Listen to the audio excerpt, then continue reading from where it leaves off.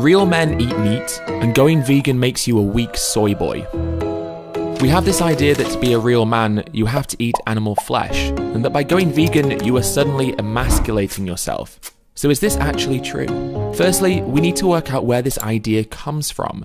In some ways, it can be traced back to our nomadic roots, where the roles of communities consisted of men hunting and women gathering.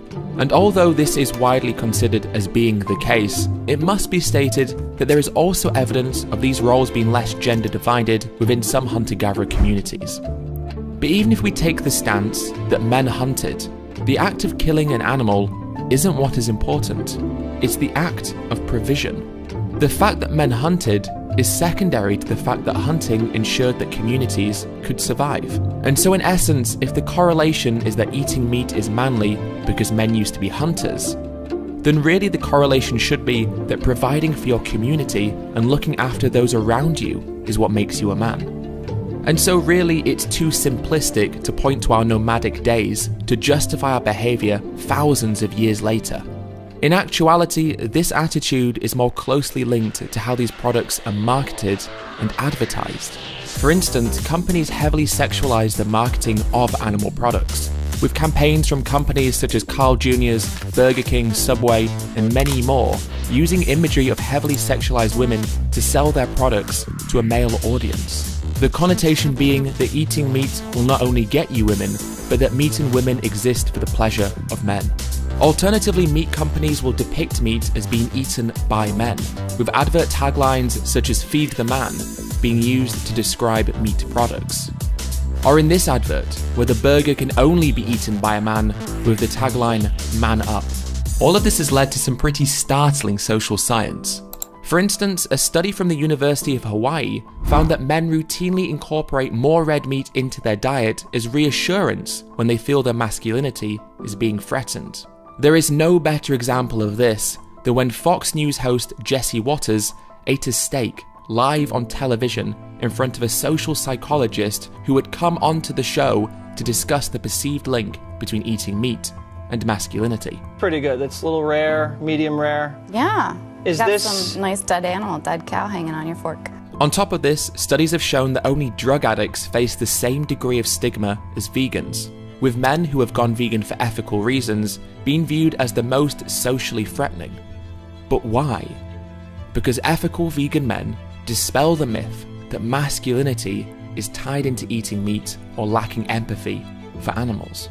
And yet despite all of this, we ironically also paradoxically view men with dogs or puppies in a more appealing light. For example, there was a study done that revealed that men holding puppies were seen as 24% sexier than men with no dog at all. They were also seen as over 14% more trustworthy, 7% more intelligent, and over 13% more attractive. And furthermore, advocates for eating meat will often point to testosterone, making claims that vegans have lower levels. However, studies have actually shown that the inverse is true, with a study from the British Journal of Cancer showing that vegans had 13% higher testosterone levels than meat eaters. Vegans also had lower IGF-1 levels, which reduces the risk of certain cancers, such as prostate. So if people believe that it is testosterone that defines being a man, then you're better off being vegan anyway. When it comes to estrogen, soy contains phytoestrogen, which is a plant hormone, and despite its name, consuming it does nothing to negatively impact the body's estrogen levels. In fact, in a review of 9 clinical studies published in the Journal of Fertility and Sterility, it was stated that there is no evidence that phytoestrogen affects circulating estrogen levels in men. But guess what contains actual estrogen? Cow's milk and other dairy products. And on top of that, a plant-based diet can reverse erectile dysfunction, which is commonly caused by a diet high in saturated fat and cholesterol, i.e. meat. Plus, as documentaries such as The Game Changers show, you don't need meat to be muscular or to be an athlete, with Kendrick Farris, who is 100% vegan, setting a US Olympic weightlifting record. Even Arnold Schwarzenegger, who once said in a film, "You hit like a vegetarian," has stated that the correlation between meat and masculinity is just marketing. But you got to understand, that's marketing. That's not based on reality. And besides, what could possibly be manly about paying someone else to kill some of the most gentle animals on this planet?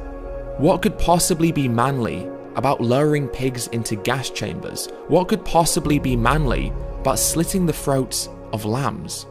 The irony is that those who say they eat meat because it makes them manly are the ones who are most conscious about their masculinity. I just want to eat what I want to eat. Hence why they feel the need to eat meat to be manly. If you are comfortable with your masculinity, then why do you need to prove anything to anyone else? Eating meat to prove your masculinity in turn just shows your fragility. Only a threatened and fragile person would harm someone else to try and prove themselves to be something that ironically the very action of harming someone else disproves.